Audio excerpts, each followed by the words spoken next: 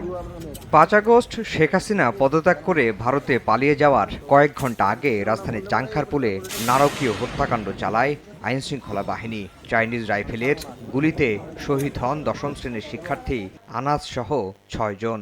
তদন্ত রিপোর্ট যাচাই বাছাই শেষে রোববার আনুষ্ঠানিক অভিযোগ ট্রাইব্যুনালে দাখিল করে প্রসিকিউশন। এর মধ্য দিয়ে জুলাই আগস্ট হত্যার প্রথম কোনো মামলায় আনুষ্ঠানিক বিচারিক প্রক্রিয়া শুরু হলো। শুনানির শুরুতেই চিফ প্রসিকিউটর শেখ হাসিনার 16 বছরের দুঃশাসনের ইতিহাস তুলে ধরেন।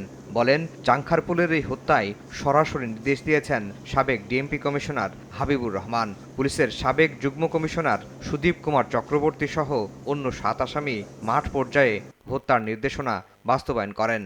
আসামিদের সর্বোচ্চ সাজা প্রত্যাশা করেন চিফ প্রসিকিউটর। অনেক পুলিশ হয়তো জড়িত ছিল, সবাইকে কিন্তু আমরা আসামি শ্রেণীভুক্ত করি নাই। এটার যুক্তি হচ্ছে যে যারা সরাসরি চাইনিজ রাইফেল ব্যবহার করে মানুষকে হত্যা করেছে, ভিডিও ফুটেজে যাদেরকে আইডেন্টিফাই করা গেছে তাদেরকে আমরা বিচারের জন্য সোপর্দ করেছি। পাশাপাশি তাদের যারা সুপিরিয়র কমান্ডার ছিল, যারা সরাসরি নির্দেশ দিয়ে মানুষকে হত্যা করেছিলেন, যারা উপস্থিত থেকে নির্দেশনা দিয়েছেন, যারা পাশে থেকে ফ্যাসিলিটেট করেছেন, এই সমস্ত লোকদেরকে আমরা বিচারের জন্য আজকে সোপর্দ করেছি। এদিন শেখ হাসিনা সহ 2 জনকে ট্রাইব্যুনালে হাজিরের জন্য পত্রিকায় বিজ্ঞপ্তি দেওয়ার নির্দেশ দেন ট্রাইব্যুনাল। 227 জনকে হত্যার লাইসেন্স পেয়েছি এই বক্তব্যের ব্যাখ্যা না দেয়ায় তাদের বিরুদ্ধে শাস্তিমূলক ব্যবস্থার আবেদন করেন চিফ প্রসিকিউটর।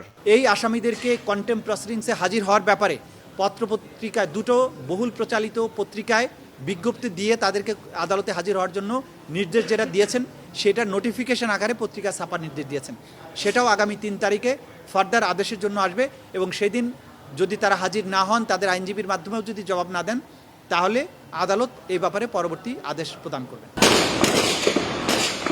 এদিকে আশুলিয়ায় 5 আগস্ট 6 জনকে হত্যার পর লাশ পোড়ানোর মামলায় তদন্ত শেষ হয়েছে বলে জানায় প্রসিকিউশন। তবে কিছু ফুটেজের ফরেনসিক করার জন্য ফের 4 সপ্তাহ সময় চাইলে তা মঞ্জুর করেন ট্রাইব্যুনাল।